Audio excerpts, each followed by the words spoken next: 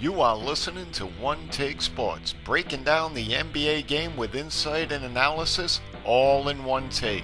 So without further ado, let's get to the show.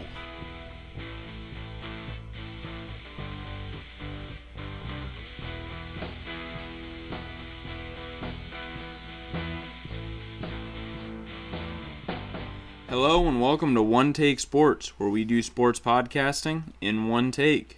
I'm here with Steve, as always. We're going to talk about the NBA, some stuff that's been going on around the league in the past week, and sort of share our thoughts about some other stuff as well. Steve, why don't you say hello? Hey, welcome everybody. Glad to have another show underway and really looking forward to a couple of tonight's topics. We're going to be talking about some of the better players coming up in the NBA today. We're also going to be examining a little bit into the 76ers, maybe what they could do. And like John was saying, we're going to be talking about what's been going on this week in the NBA. We got some good topics coming up. We should have a great conversation and another good night.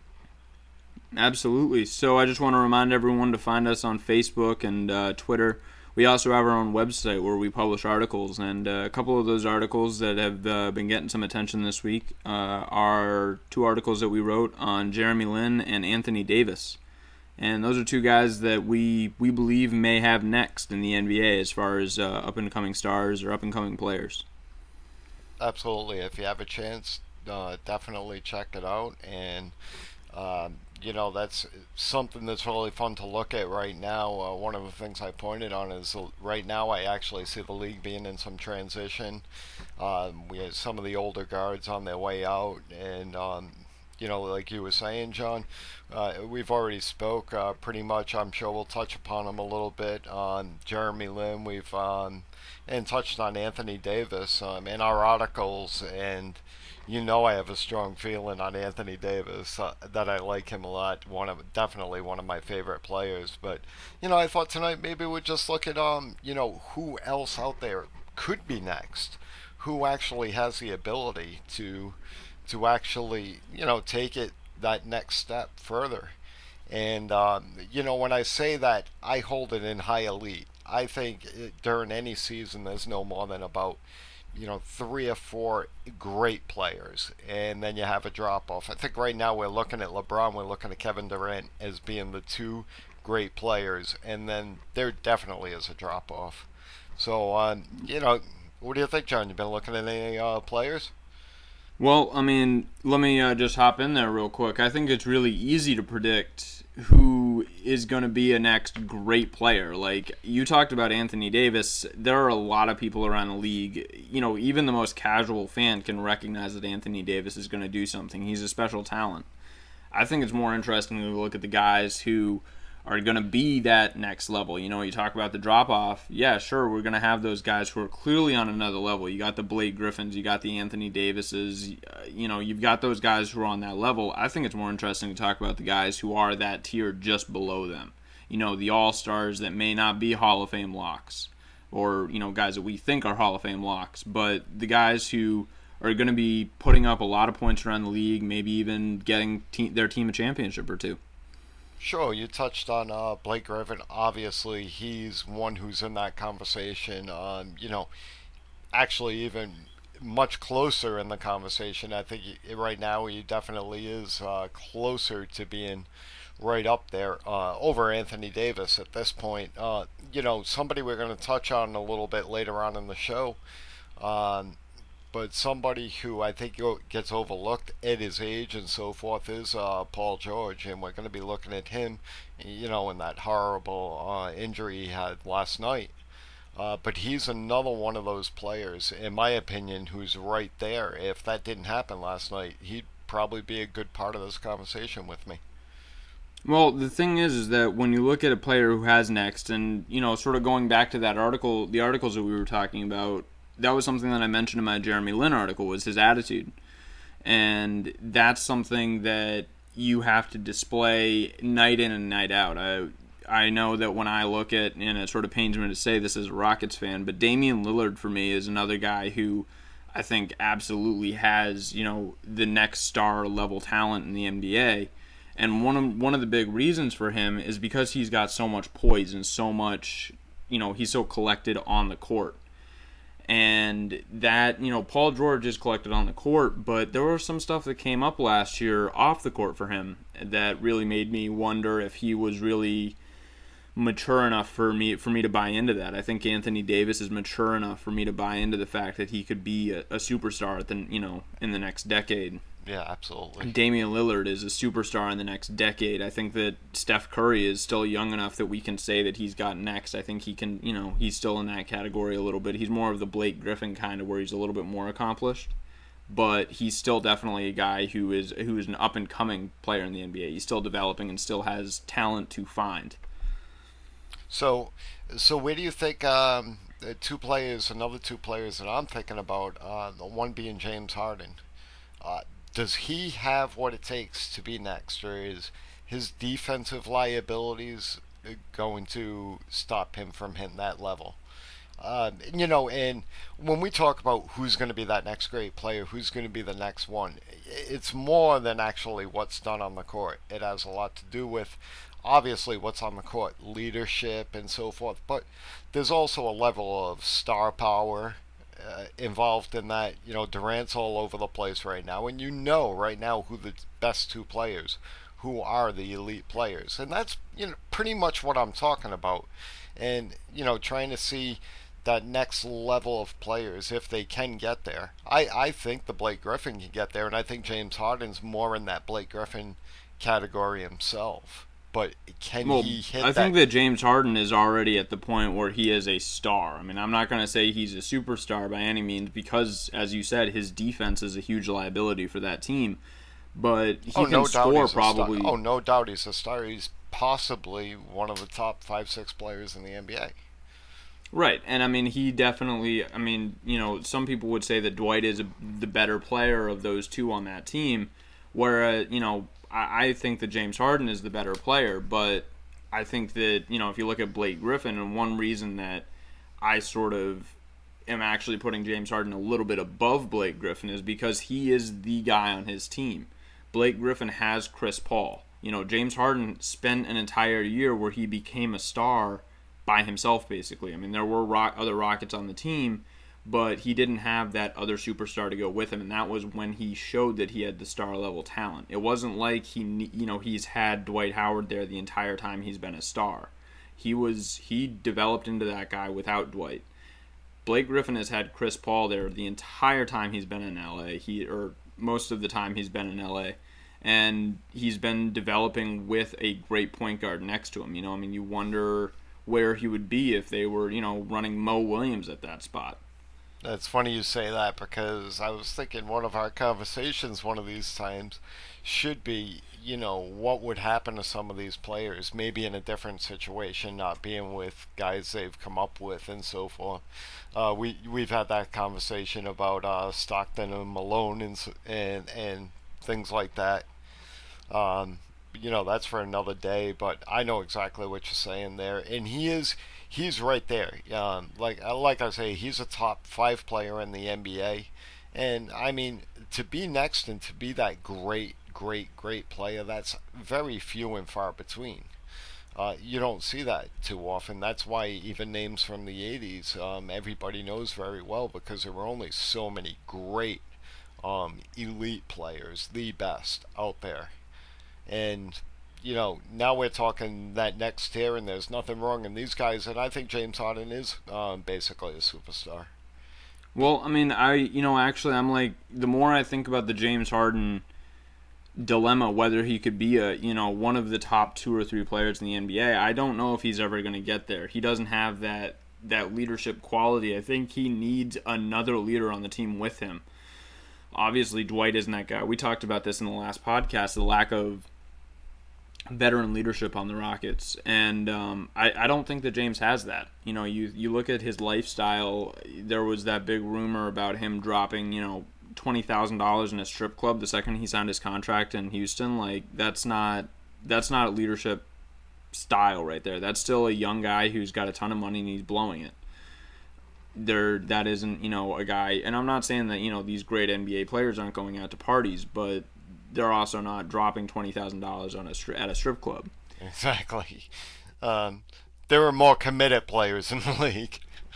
Yeah, absolutely. I mean, and I'm not saying that he doesn't work really hard at his craft, because you can't become a scorer on that level, and you can't be able to attack the lane with that, level of strength and physicality that he has without spending hours and hours and hours not only working on your game but working on yourself from a physical level. So I mean, he's definitely. I don't think he's uncommitted. It's just I don't think he's necessarily at that point. And I would almost compare him to being like somebody more like a former Rockets player, more like a T-Mac, who is somebody who when you look at when T-Mac was big, it was the top two players in the league were probably Kobe and Shaq, even though they were on the same team.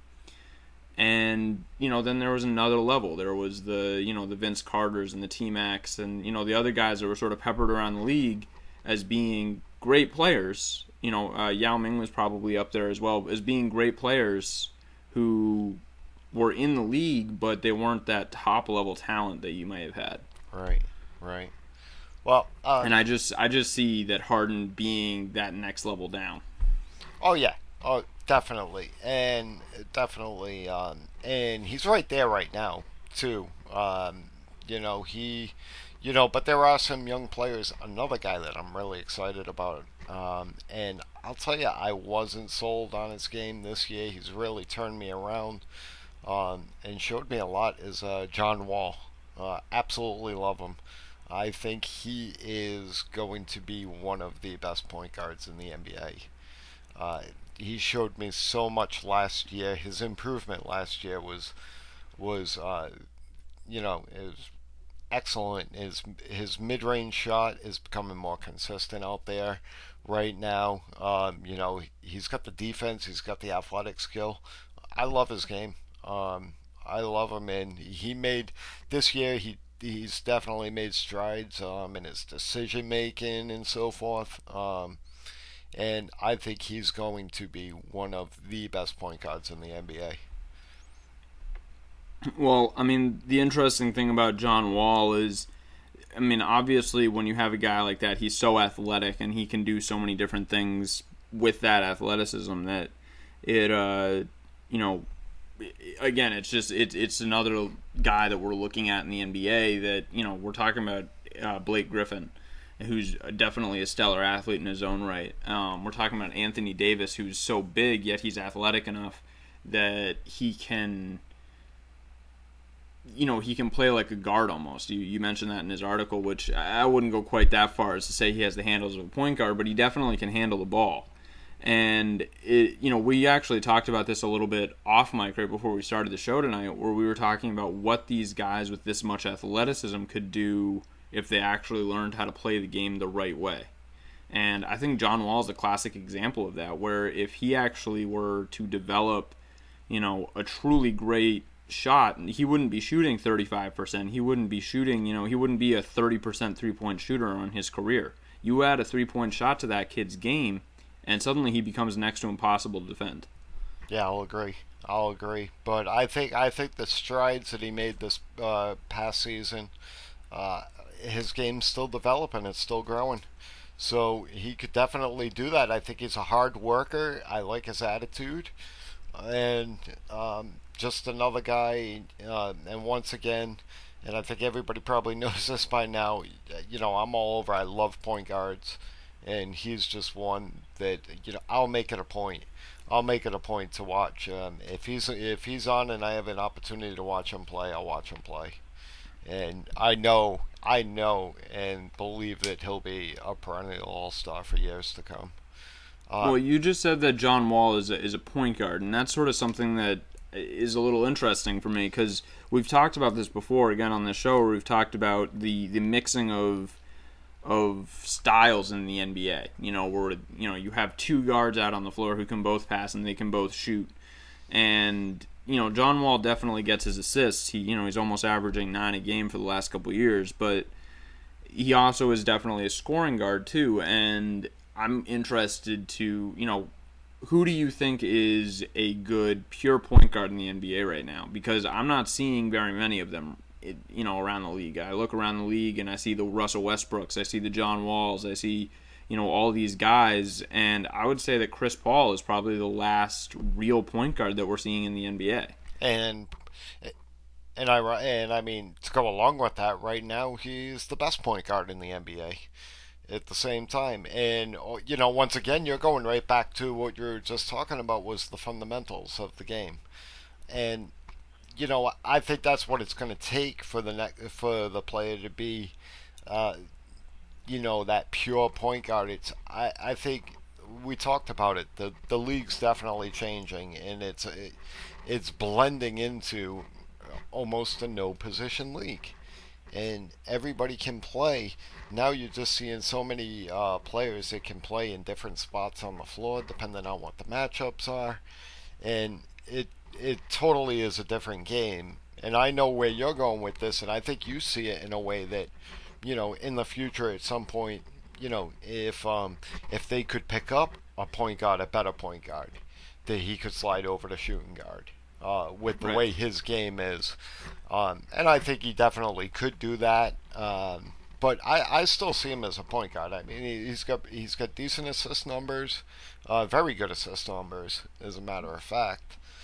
Yeah, Um, no, very. Don't get me wrong. He's a very good assist man, but he's definitely, you know, definitely not the pure point guard that I was asking about, which is more, again, more like a Chris Paul or more like, a John Stockton type of guy who is just a point guard. that's just getting something that's harder and harder to see nowadays. I'll say that, but I think it's what you do with it. I think the game's changed. I think these players are changing with the game, be it for better or for worse. Well, let's talk about that a little bit actually, because I'm sitting here and when I'm as a coach, I sit there and I look at what do I have here? Do I have a center? Do I have a power forward? Do I have guards? And I sort of have a tendency to categorize players like that, and I'm sure a lot of people do. You look at the Omer Ashiks, and you're like, yeah, that guy is a center. He's not going to be playing any other position. And but then again, I'm sitting there thinking about what if I had a team of all guys that were 6'4" through 7 feet tall, and they all could handle the ball. They all can shoot outside. They all that is so much more lethal. It makes me wonder if the blending of positions in the league is really a bad thing. Having this many different guys who can do multiple things, it creates a totally different style of game. Well, I think that's something that still needs to be determined. Because, like I was saying, you just mentioned that we're talking off mic before the show, and I just think that's something that would be determined. I don't know. I don't know because we were talking about it before about how if you played fundamentally well, I think I was mentioning it, you would see things that you never saw in the NBA game. The way you'd be able to free up guys. I'd actually think it would make the game more exciting if they played both ways with more fundamentals. And, I think it would just create an absolutely different game than something we've never seen. Because Well, I hold would on. Let love to. me I would just hold love. on, hold on a minute, because I just want to clear something up. I'm not saying that they shouldn't play fundamentally. I'm saying that the blending of positions is not necessarily a bad thing. Oh no, Because no! I'll agree with that. And I'm not saying you should hold to. I think that just speaks to what that speaks to really is the athleticism and the changes in today's game, and it comes down to many factors. And I'm sure we're probably going to have a podcast talking about that whole subject, and we probably go a full hour on that. So we don't want to get too far off topic because um, you know, there is a lot to look into today's game, and like I was saying, it feels right now, this very time, the whole league feels like it's in a transition period, something that doesn't happen all that often, and I just think we're seeing a totally different game. And I'm an old timer, and I'm not one to sit here like an old timer will and say, "Ah, the game was so much better back then," because, like you say, positionless, not positionless. Um, but a team where you got players who can move to different positions, and now your power forwards can handle the ball. They can handle the ball. They can run the court. I mean, that's just real, real exciting. I mean, not just that, but just thinking about like what you could do with a tall point guard like a Sean Livingston, or thinking back to like Magic Johnson, somebody who would he was a point guard, but he also used to go down and post up. And having a big guy, I mean, like you look at Kyle Anderson, and I'm not saying he's on Magic's level by any stretch of the imagination. Don't get me wrong, but he's a big guy. He's like 6'9". You have him bring the ball down the floor, give the ball up, and then he goes and posts up. He frees up a post player who can step outside and hit a shot if the defense doesn't cover him, or if they go and cover him, then you have a point guard posting up somebody who's much slower than him down on the block. And that's just, I mean, that's just one example of what you could do with having bigger guys who can do multiple things. Not just go down and bang and be that bruiser down inside. You're looking at now an entire team of guys who they can all post up, they can all hit outside shots, and they can all handle the ball. Yeah, definitely. So so do you have any other players you think are going to step into stardom? People who could be a couple guys out there have we haven't touched upon who could be perennial All Star, 5, 6 time All Stars out there right now in the league. Well, I mean, we've covered a lot of the really safe bets, I think. I mean, again, like Anthony Davis is a pretty safe bet. Even Kevin Durant thinks that he's going to go out there and he's going to be, a great player. I it's it gets much harder when you actually have to sit down and you have to start picking guys who maybe aren't going to be the next star. They're going to be the next, as you said, the 5, 6 time All-Star, maybe not the like perennial All-Star every single time they're in the league.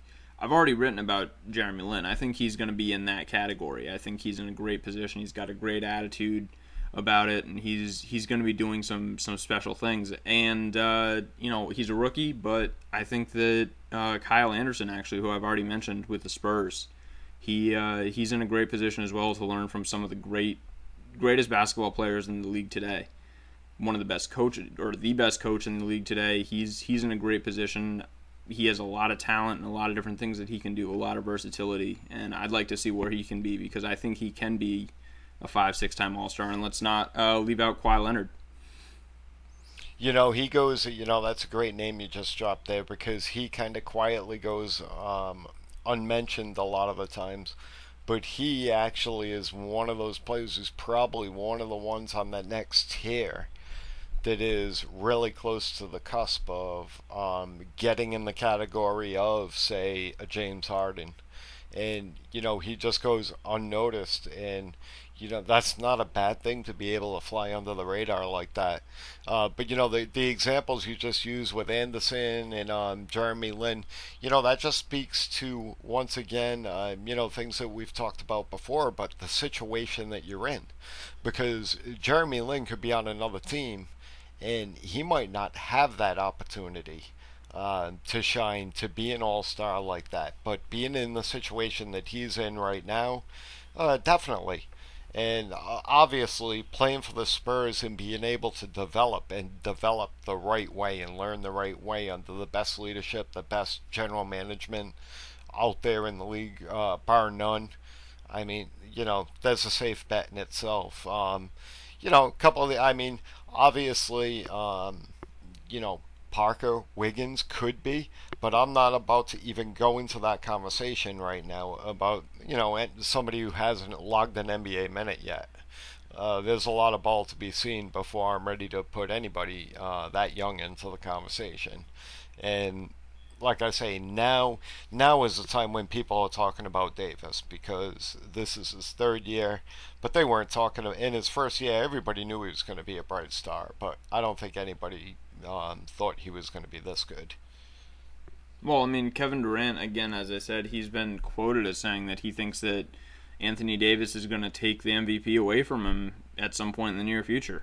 And that's, I mean, if there's anyone to be casting, that kind of praise on a future player, as we're talking about such a young guy who's an up and coming player in the league, that's a big statement right there for the current MVP to be saying about someone else. Oh, you better believe it. I mean, you better believe it. If you're Anthony Davis and you hear that, you don't care if it comes from you and I or ESPN or anybody. But when you hear it come from a guy like that, I mean, that's a straight up respect. That's Oh just yeah, it reminds me of when Paul George was given the same amount of respect. That same call out basically from LeBron. What was it, 2 years ago in the playoffs? exactly, exactly. Well, you just so we're just once again, I just say we're in a little bit of transition now. The league looks good. I think it's in good hands coming up. I think it's definitely in good hands coming up, and it wasn't but a month and a half ago. We were so excited about the draft and so forth. Now we're getting into the summer lull a little bit. But some of these younger players, I'd actually venture to say one or two of these younger players coming out of this draft could definitely end up into perennial all-star status. Um, Well, we're talking about summer basketball, and I think that's a good transition. Obviously, the big news right now is what happened to Paul George at the USA practice, and our thoughts obviously go out to him. And I think one of the big things for me is it's been really nice seeing everyone around the NBA. Whether it's players or front office guys, they're all gathering together, and they all want to, you know.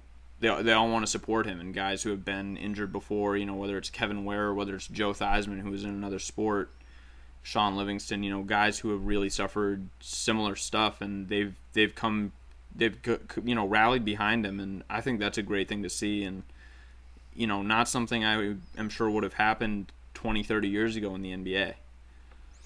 well, I'll disagree about. You know what? You had me up until what you said about 20 to 30 years ago in the NBA, but what you said was well put. There isn't much more, I could add to what you say to that. I mean, I was proud.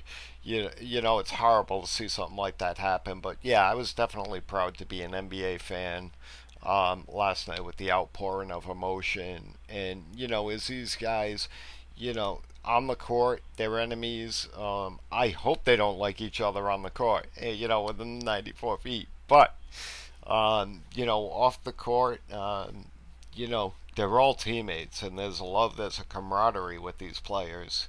Even the ones that battle it out on the court have that same, camaraderie. And just the outpouring of emotion, it was really good to see last night. It's horrible that happened. Of course, immediately, things start coming up. Without even a second to think about it. Yeah, almost no respect. What does this mean for the Pacers season and so forth? And then, of course, now they're starting to get into the owners and so forth, and they're trying to restrict play. Now, not trying to, but there's talk of them, possibly wanting to try them to, restrict their right to play in these games. And, I'm not so sure I agree with that, but I know you've been looking at some of those stories today. What do you think? Yeah, absolutely. I mean, honestly, the ESPN coverage today made me a little sick. It was almost nonstop. I mean, they at the beginning of each segment, they did talk about how they wish Paul George well, and they talked about the outpouring of emotion, but almost immediately it was followed by, the Pacers can, use this disabled player exception to free up this money to get, it was just like too soon, it was way too quick. Nobody wanted to talk about it that right away. I know last night, I saw a press interview with Coach K and Jerry Colangelo, who's the head of USA Basketball, and the reporters just kept nailing them about questions for what it meant for the final 15 spots, because they were supposed to choose last night, and they both said at the beginning that they didn't want to answer questions about that. And the press was absolutely relentless in trying to get that information out of them, to the point where Coach K stopped talking to the media, and they just started directing the same exact questions to Colangelo. And it was absolutely ridiculous in my mind how how heartless a lot of the media types could be. Yeah, it's not the it's not the obviously it's not the other players. And it's not even the I mentioned the GMs. It's not even them. They had outpouring of emotion too. They understood what's going on. I mean, this is totally media that's making things a million times worse. I, like millions of other people out there, I went to Twitter last night, just to read some of the comments and everything that's going on out there. And for the most part, now you're always going to have your class of idiots on Twitter, but for the most part, anybody who had anything to say, it was, with a lot of class. And it didn't have anything to do with the Pacers season. It didn't have anything to do, like you said, with who's going to make the team or not. So we're talking, this is the fans. It's always the media. It's the media that makes things a million times worse. And the one thing I will give to the media last night, for the most part, they really didn't show it. Sometimes these injuries are so bad that they'll actually have the class, or I think it was ESPN that said, we're going to show it, but we're only going to show it once in full speed. At least they have that respect and not to play and show it over and over again. I saw it last night. I was taping the game, so I saw it last night.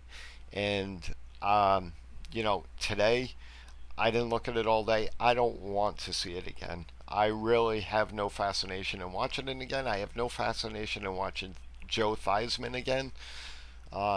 So a lot of that's the media. But the next thing it does now is, it draws into the situation of, should the NBA players be playing in these World Games and the Olympic Games? That's my question. Well, I mean, really quick, I just want to touch on the media thing where they're not replaying it. I didn't see it last night. I was at a social engagement, and I came home and I saw the video much later after it happened, and it honestly made me a little sick when I first saw it, and it reminded me, and this comparison has been coming up all day, of the Kevin Ware injury. And I saw that happen live, and I remember what the announcers did. They didn't even realize what had happened. They thought he had twisted his ankle or something, and they went back and played it twice before one of them finally realized what was going on and what was on the TV screen. And they immediately said that they weren't going to play that again. And again, I did just hate on ESPN a little bit, but to their credit, they did show it a couple of times today, but they blurred it out. Where once the impact happened, they blurred the injury out. They blurred basically his leg out. Right. And I mean, it's not necessarily the classy move, but I will say that at least we didn't have to watch the injury over and over and over again, because I honestly think that I would have been a little sick at that. But you did mention the what it means for the future of USA basketball, and that, to me, it does bring up a lot of questions about whether pro players are going to be continuing to compete for the United States at FIBA, and it almost makes me wonder if it would necessarily be a terrible thing if they didn't. Because if you excluded professional athletes, from competing there, from the NBA guys from competing there, wouldn't possibly open up the doors for us to discover more players and give other guys a shot who have not, we always hear about it, how there are players walking down the street, or who you watch play at the park or whatever, who are as good as NBA talent. They just didn't get the breaks, or this didn't happen for them or whatever. It might give us an opportunity to open the doors for some of those guys. Well, see, here's where I fall on this. I really don't have an issue with the NBA players playing in these games. I really don't. I enjoy watching it. I think it's great for the fans. I really do. Larry Bird came out and he had a statement, And basically his words were basically, unfortunately, it was the way the injury went down. It was on national TV. Everybody saw it, but it really, and I think it could have happened anytime or anywhere, were his words. And he's exactly right. These guys play pickup ball all summer long. They're in the gym. They're running 5-on-5s in the gym all summer long. This could have happened when there were no cameras around or anything else. So I just don't think that by playing the international game and practicing like that, I really don't think that's the issue at all. But Well, let me hold up a minute because I just want to jump in there real quick. Addressing that statement, that he's absolutely right. Injuries happen playing pickup. Um, on the flip side of that, personally, I just played a game of basketball a couple days ago where we were playing on a court where the backboard was literally held up by a pole that was directly underneath the rim, and nobody ran into it. And it was because when we were attacking the basket, we had enough, we were able to control ourselves. We knew enough to back off a little bit and not necessarily go flying into that. And I'm not at all saying it was Paul George's fault for going hard during that scrimmage, but playing pickup or playing in practice is a little bit different than playing in a televised scrimmage against the 25 best players in the world, or the 20 best players in the world, when honestly the Team USA scrimmage is probably going to be the best basketball we're going to see in the FIBA tournament. Which, I mean, again, sort of brings me back to the point where maybe excluding our best players might not necessarily be a bad thing. We have so many of these of these FIBA tournaments where we've just like run over people that I'm wondering, I honestly think we would get killed. I think we'd get killed out there. And what does this do? What does this do to the international game? Can the international players go play for their teams? Because there are many international players in the NBA right now. And what's saying, like, so the question is it something that the NBA forces upon? Forces upon, but the NBA will not do that. And the reason they're not is just what I mentioned, the international game. Having our best players compete in any of these tournaments is growing the international game, and that has been the MO of the NBA since David Stern started many years ago, to make the NBA an international game, and they continue to do it. Way back when in the '80s, the early '80s, it was not. It was a game that was played in the United States, and it wasn't not nearly into the international game it is today. And looking back on it, so the NBA players came in and started playing with the Dream Team in '92, and since that time in '92, this has been the first injury. No, it hasn't. That's not true. John Stockton was injured. Blake Griffin was injured during one of these practices. This is not the first injury. The first serious injury where they're going to lose time to their NBA game. Okay. The first serious injury. I shouldn't say. I mean, there's always injuries. Blake Griffin tore an ACL, and John Stockton, I forget what he did, but he definitely had a legitimate injury as well. It wasn't on the level of Paul George's injury, but it was definitely a multiple-month hiatus from basketball. So what do you think? So I mean, you're obviously falling on the end of don't have these players play. So how do you think that's accomplished?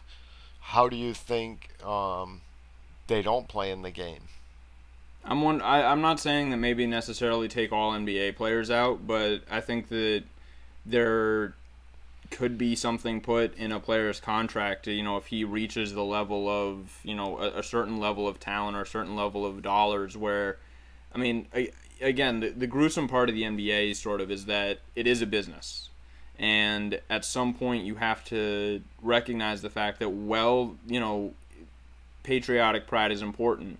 You have to protect your assets if you're running a business. And having these guys play, I don't want to call these exhibition games, but games that don't matter towards your bottom line because they aren't happening in your stadium or whatnot, those that's something that you could potentially put into a contract. I know that if I was an owner or something like that, and I was in the camp that I agree with you that I'm in, where some of these better players maybe should be held out of the competition, that's something that I might consider putting in their contract, is saying that you can't participate in this or that. I might let them participate in the Olympics, but not necessarily in FIBA or whatever it is. I would figure that out with a player, but that would be one way to accomplish it, is to put that in their contract. See, I don't even see happening. I don't see it happening. I see somewhere along the line where there'd be some type of bylaw or something stopping it from happening. And what I think's going on is I think the NBA number one wants this to happen. The NBA is a league, even though they just lost one of their star players in. It's a star-driven league, and that's where the money is made. I totally agree with you there. But I still think they'd take a chance to move that international game. And as the NBA is concerned, to be honest with you, it isn't about America pride. It really isn't. It's about No, you're right. It's about growing the game. Money. They're as happy. They're as happy as anything. They're happier that the foreign players are going to play for their countries in these games. That does so much more for NBA basketball around the world than our players playing right here for the United States. The one thing that I can see happening in this whole thing is I don't think there'll be any rules in place. I'm not sure that you could see it or would see it in contracts and so forth, but I think what it will do is it is going to curb some players who might decide, geez, after that, I don't want to play in this game. And I think you'll see some more of that. And I think what you're going to see is some of the younger NBA players who want to take that shot and show their teams and show them what they can do. And that's what I think you're going to see is some of these better players, these more accomplished players.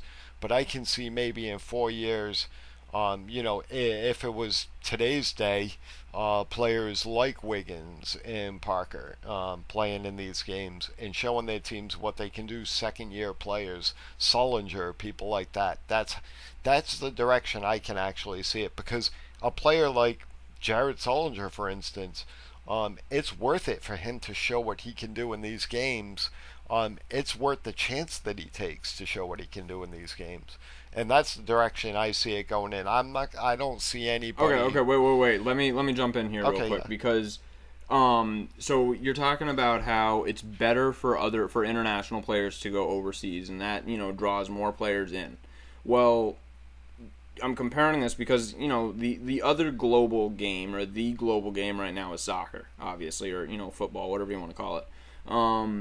And you look at the amount of support for the USA team this year from America, which has never been there before. I haven't exactly been alive forever. I don't know the entire history, but I know that while I've been alive, I've experienced a number of FIFA World Cups, and this was the first time that most Americans were not rooting for another country. I mean, there would always be like, oh yeah, I'm rooting for USA until they lose in the first round. This year, they actually, suddenly people, wanted to, they would put time aside to sit down and watch the USA games, which never really happened before, at least in my experience. And one reason for that is because there was more parity. The U.S., Americans felt like we had a legitimate shot at, maybe not winning the whole thing, but we had a legitimate shot at competing with every team that we faced. And that, then I was watching, again, ESPN today, and there was, I forget what the match was, but there was an exhibition match between, I think it was Real Madrid and I forget who the other team was, but they were playing in Michigan. And they were talking about how there were as many fans in Michigan at the Big House in Ann Arbor, where they have, these giant football games. There were as many fans in the stadium for that as there are for these football games, and they talked about how the average age of those fans is 14, right? Since the USA, the first, in 2002 2012 or whenever the first FIFA World Cup is, where we actually again like did something well. The average age of fans, as far as soccer fans go, has gotten younger and has gotten much bigger. That might happen on an international level if you take the ridiculously overpowered USA teams. You take the dream teams out of it, and suddenly other countries might have a shot. That might be an argument for why the NBA would allow teams and owners to take certain players and restrict them from participating. Right. I mean, I can see your opinion, and I actually almost see where we're probably closer than it actually sounds. I just see it not so much being restrictions. I think the restrictions are going to come from the players and their agents themselves, where their agents are going to send them down and say, Chris Paul, look, you can't play in this game. You can't do this. That's what I think you'll see, and like I say, opposed to maybe a bunch of 12 guys, because face it, if it's the way it's set up right now, and with college players who are one and done, that basically means you'd be putting a team together of, players other than basketball junkies haven't heard of. Some of these high school players. No, I'm not saying we're getting rid of NBA players. I'm saying do exactly what you were talking about before I interrupted you, which is that we should be basically excluding it to guys who are playing in the NBA. I'm not saying we're getting rid of NBA players. I'm just saying that when you're an owner and you're paying somebody $20 million a year, maybe put it in their contract that they're not going to be participating in these international games. Maybe instead you send the guys, looking at just the Rockets, just because it's a team I'm very familiar with, maybe instead of sending James Harden, you go out and you send Patrick Beverley, or you go send Terrence Jones instead of sending James Harden. And yeah, it might not be the best player, and it might be somebody that most players in America, most fans in America haven't heard of before. But I guarantee that there are going to be players on that team that are good and are able to draw fans and draw an attention, especially if we're actually playing competitive games instead of blowing teams out by 40 or 50 points every time. Because I know that, most people that I know, I usually watch the games. Most people I know expect us to win and actually don't tune in for that reason. Right, right. I think we're going in the same direction here. That's the one thing that I see. I think we are going in the same direction. I think you just see it as stipulations. I see it as no stipulations. I think the fallout of what has happened here is going to be, something that I think naturally makes this happen anyhow. That you got a player that's making X amount of dollars, or is obviously bringing in so much money, and hey, if the owner wants to sit down with the player and say, I just don't think this is a good idea. So I'm seeing it so much in. I just see it that they'd be best off not to lay down any stipulations and pretty much see what happens. And even that, puts some players on the fence. A guy we talked about earlier, a guy who's possibly going to be one of the leaders of this team, Anthony Davis. Uh, he's one of those players who could almost fit in, like, even if none of these great players are playing. A guy in his third year, like he's coming up right now, you could see his reasons for wanting to play. Absolutely, and I'm not saying that under my method where the owner are getting in the way. I don't see that as being a reason for Anthony Davis not to play, because I don't think that he's not at the point yet where he is a financial burden enough on the Pelicans where they wouldn't they want him to get as much exposure as possible. From a business perspective, and again, it sounds cold, but looking at it from a business perspective, if they have a guy who has won a gold medal or has done this or whatever on the international stage as well, that might actually bring in more jersey sales and more ticket sales. But once that person reaches the level of a Carmelo or a Kobe or a LeBron, where they are that next level up, I don't even think Paul George should have been excluded from it. But I would say that, when you have, maybe Paul George, when you have somebody who is far and away the face of your franchise and is getting paid like it, maybe you don't let them risk their season or a portion of their season for what amounts to an exhibition game and what amounts to something that isn't directly related to your business.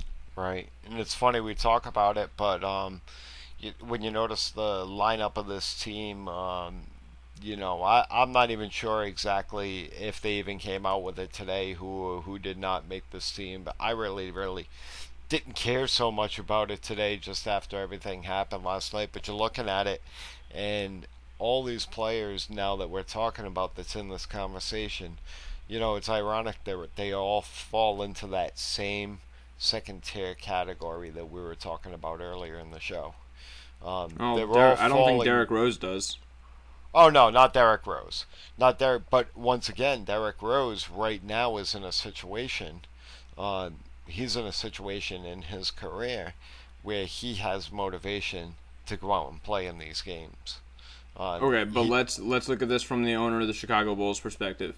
Derrick Rose has just come back from basically having 2 years off in the NBA. He's going out and he's playing in these games. He proceeds to I don't even want to think about him getting as hurt, getting hurt on that same level or anybody getting hurt on that level. But from a purely hypothetical standpoint, if that were to happen, what would that mean?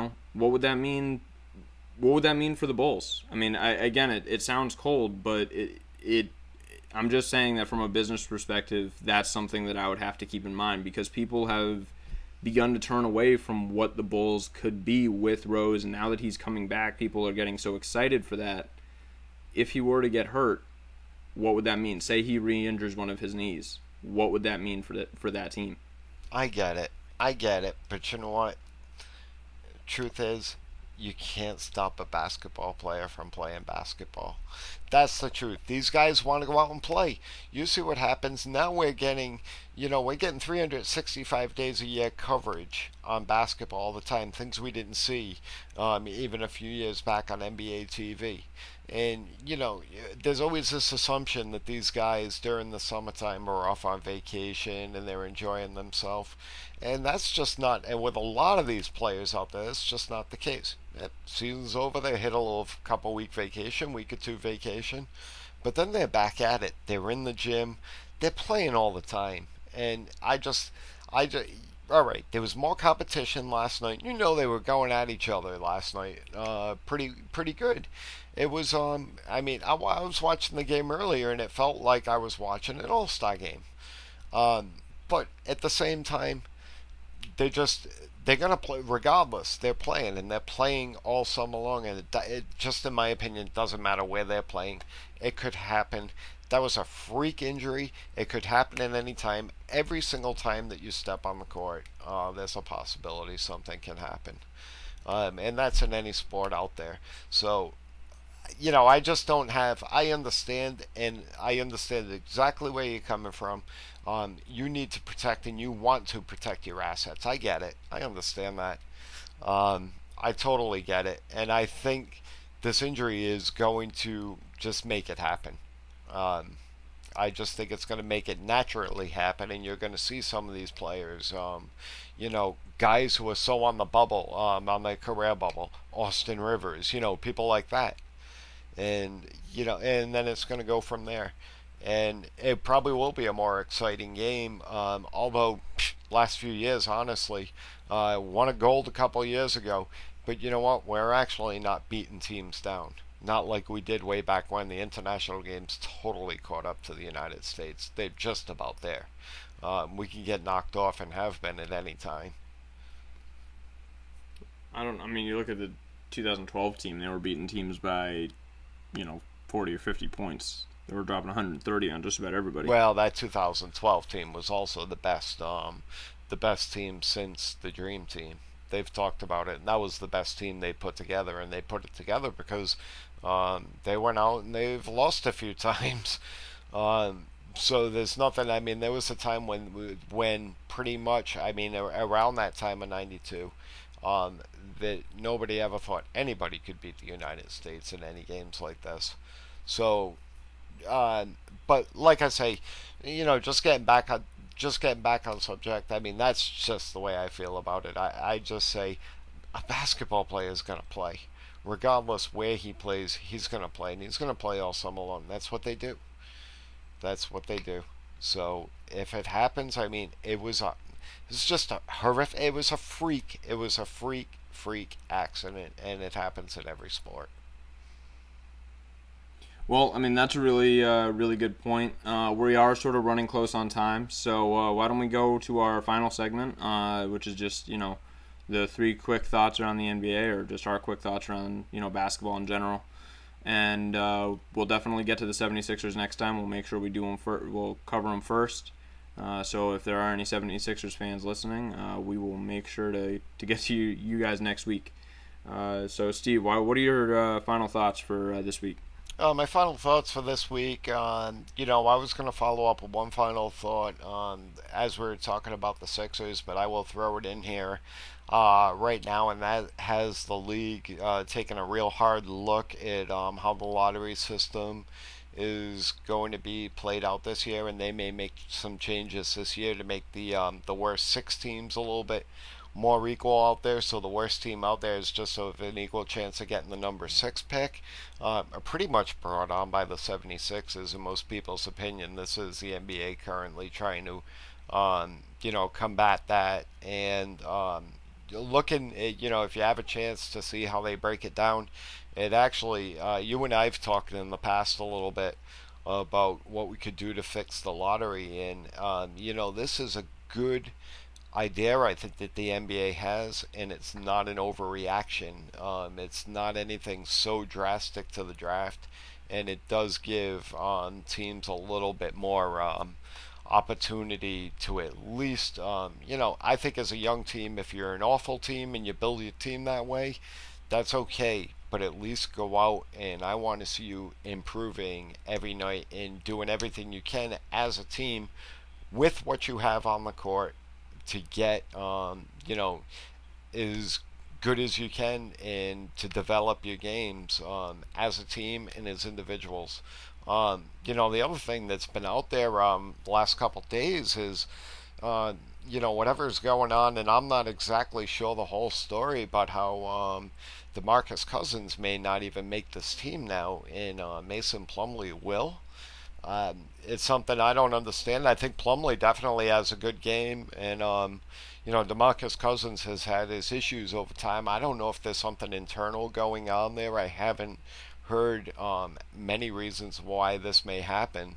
I think Plumlee's got a very good game, but I don't think he's in the ballpark of DeMarcus Cousins right now, and that's something maybe we'll be looking at a little bit into the future. And one last hit that I have is, now everything's blowing up. It seems like everybody wants to talk about Kevin Durant. They want to talk about him.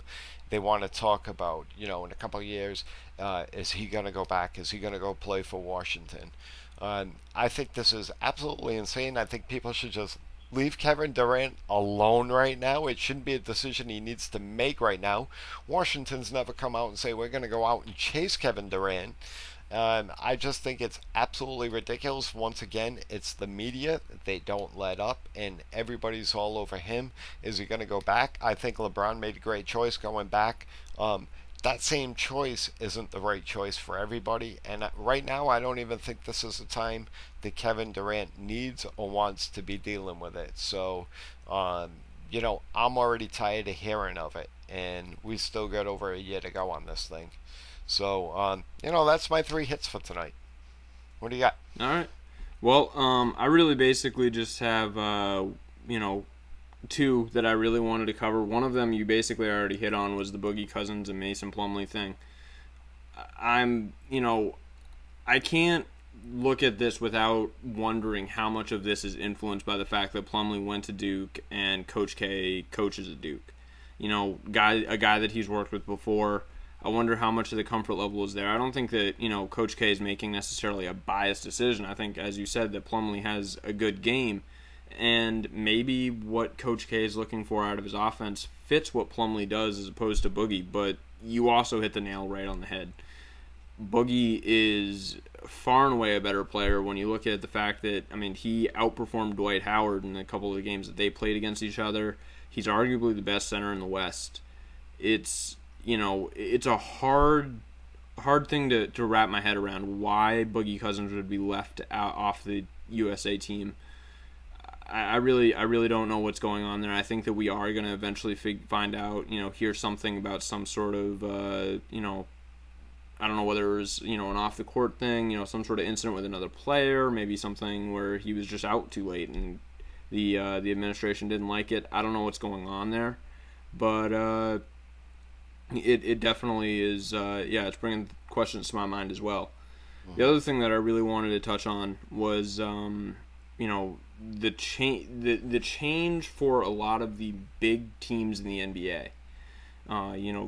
Teams that you look throughout NBA history, and these guys have been the power hitters in the middle of the lineup. You're looking at the Lakers and the Celtics, and a team like the Jazz, who used to be so good, in the '90s with Stockton and Malone, and now we're looking at all three of those teams really suffering, and then you compare them to another team like the Spurs, who have really been able to keep themselves relevant, and not just relevant but competitive to the point where they're winning an NBA championship.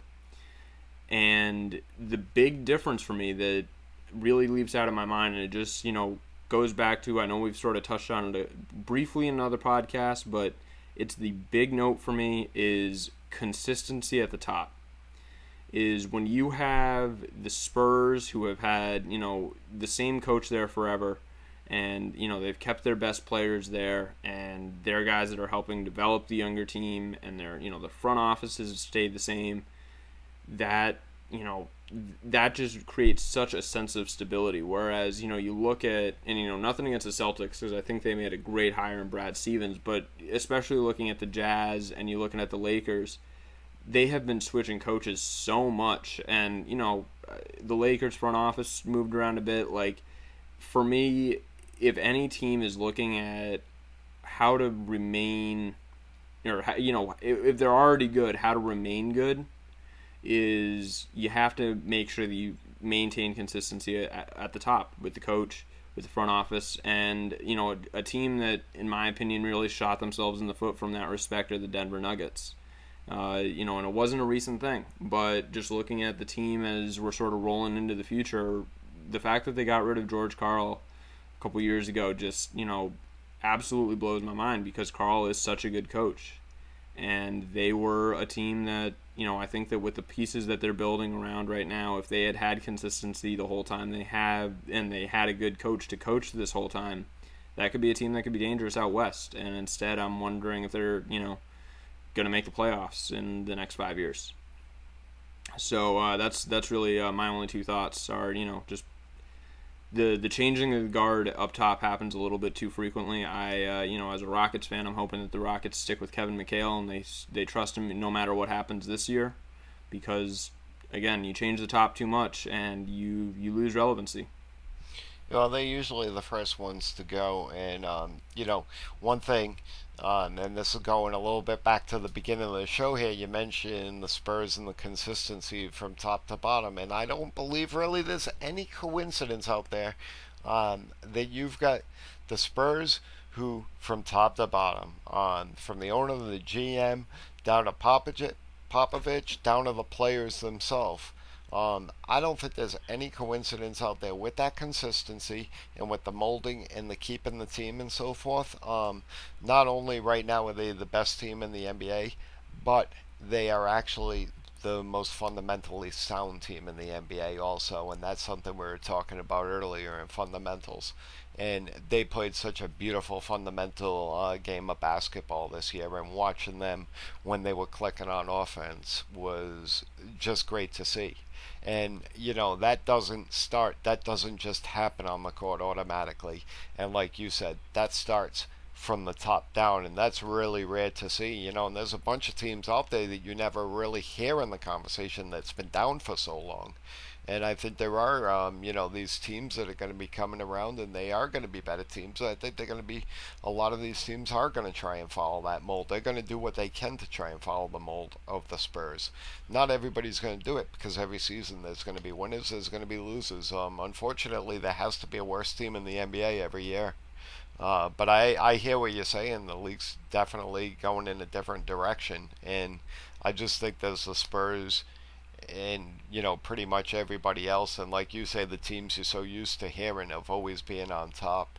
It's just not that way anymore.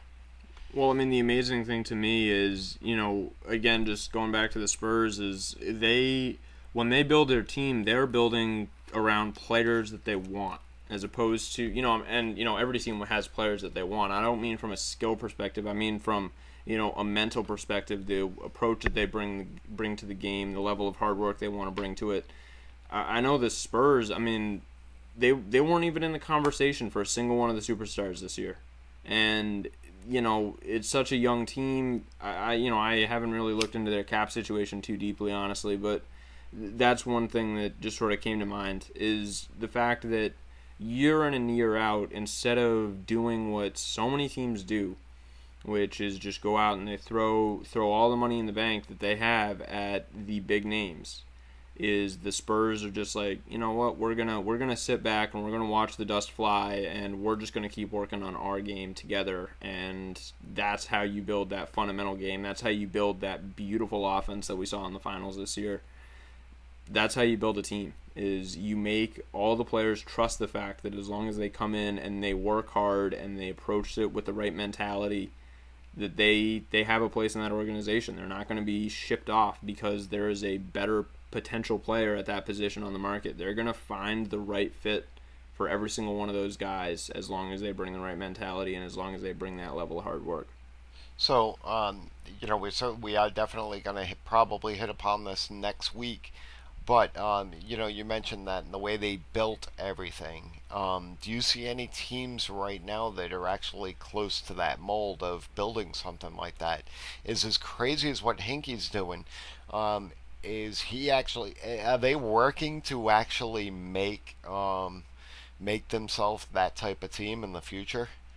Too early. It's way too early to say, because the issue with the amazing thing about the Spurs and what makes them such a model franchise, not just for basketball but for sports in general, is the fact that and they have been successful. Don't get me wrong, but I was looking.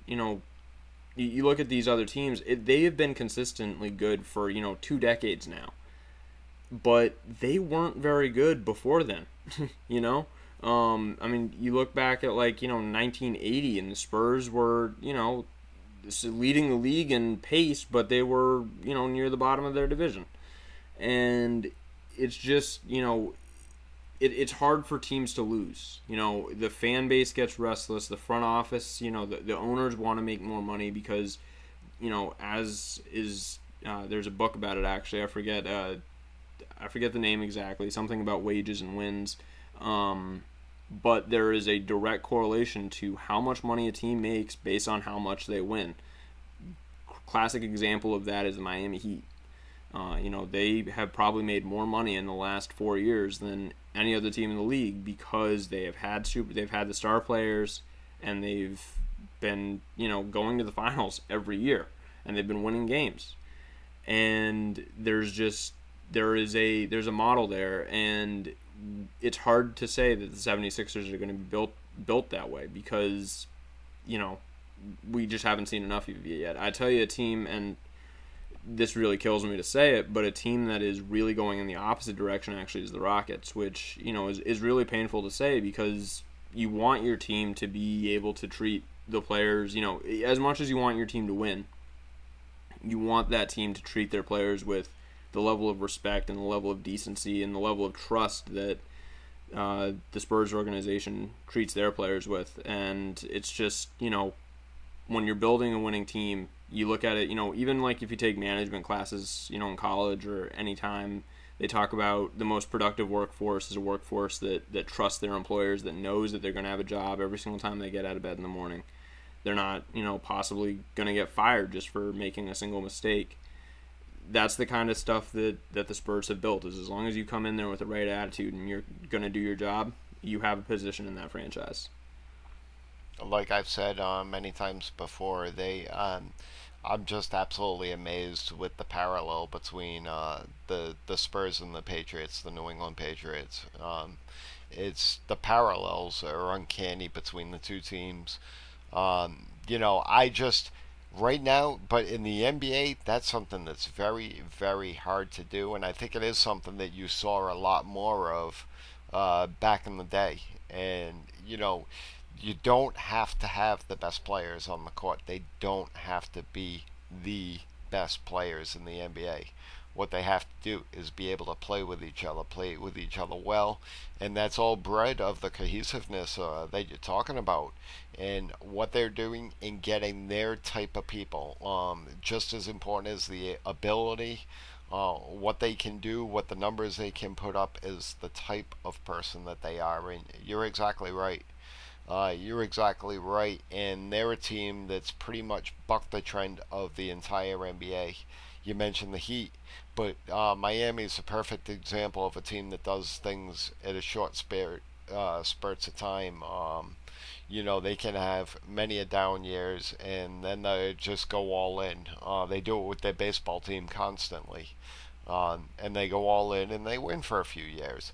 But the Spurs have just shown that model of consistency that, even if they do finish in the 4 seed, make some noise in a couple rounds in the playoffs. It's been a decent year. They're still a very good team, and that's year in and year out.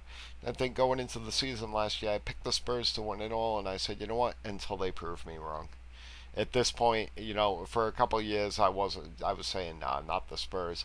And from here on out, I don't care how old Duncan is, just until they prove me wrong at this point.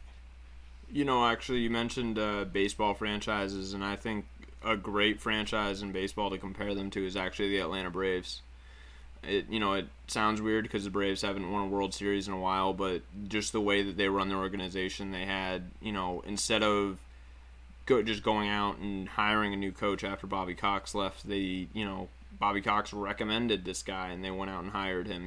When they have players that are playing hard and playing well for them, they usually stick with the organization. And when they have guys that are, you look at their outfielder, right? And I think it's B.J. Upton is the underperforming Upton brother on that team, and they're still sticking with him. He's still starting games, and they'll send him down to AAA or something and let him work out his kinks. But he's definitely always got a spot in that organization because he works hard, and he's not just a superstar that acts like a superstar, or even just a normal player that acts like a superstar. I think that's the kind of organization that, again, I know, like, if I was a player, that's the kind of organization I would want to play for. If I was a coach, that's the kind of organization I would want to coach for. If I'm building a team from the front office perspective or from the owner perspective, that's the kind of team I want to build, because chances are that's the team that's going to be successful. No doubt about it. No doubt about it. So, probably a good way to finish up the night with the quick hits. And, it's been real quick. It's just been a Samba week after what happened in the game last night. I wouldn't care if Paul George played for my rival. You never like to see it in the NBA. And best wishes go out to him. I think it's been another really good show. I'm looking forward to doing it again. Some good topics tonight, and with the off season getting into a little bit of a lull before we get training camps going. I think in the next couple of weeks we're gonna have some really interesting topics to go over, some things to get you through the off season. Yeah, absolutely. And just wanted to let people know that, again, if you're a Philadelphia 76ers fan, stay in touch, because we're going to be covering your team next week. We might even cover 2 teams next week just to sort of stay on pace. As Steve said, we're going to sort of start going a little bit away from the news of the NBA and start talking about the sport in general. Heck, we might even start hitting on, another sport. We might even do a football preview for you guys. So, make sure you get at us on Twitter if you want to get that. And we'll make sure to keep pumping the articles out. Visit our website, where we always like to compete over who gets more page views, right, Steve? Absolutely, and I'm catching up. I might be in bullshit, now, but I might be in second now, but it's not over. All right, well, it's been a great week, man. All right, man. Nice talking to you. Take care.